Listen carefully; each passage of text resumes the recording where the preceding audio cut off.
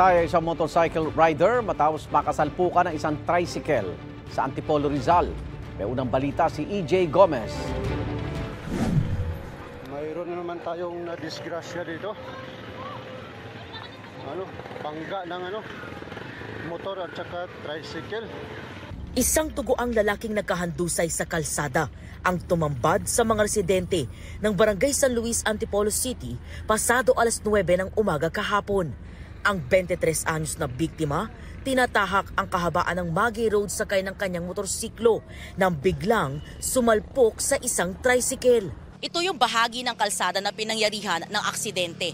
Ayon sa isang saksi, matulin ang takbo ng motorsiklo na paahon ng kalsada habang kasalubong ang isang tricycle na palusong naman dito sa kahabaan ng Maggie Road.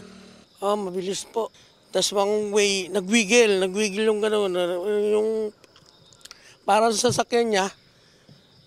Pag gano'n ng motor, imiiwas yung tricycle eh. Tapos, parang nag-lock yung nung single. Yung yung kadena, gumanyon. Yun, sumalpok.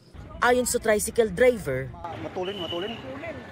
Tapos nagwigil yung gulong niya doon. Mabagal naman yung takbo ng tricycle. Ang motor daw talaga mabilis. Yun ang pagkasabi ng driver ng tricycle. Sa lakas ng impact, tumilapon ang motorsiklo. Tumaob naman ang nakasalpukan nitong tricycle. Ito yung kanyang nakabangga. Dead on the spot ang rider na nakasuot ng bike helmet. Pagdating namin yung tao ng kadapa na. Ang ginawa nung kasama ko, parang in-apply ng first aid kung buhay pa, tapos pinunasan ng mga dugo. Parang may dito sa ulo, tapos dito sa dibdib, parang may sugat yata.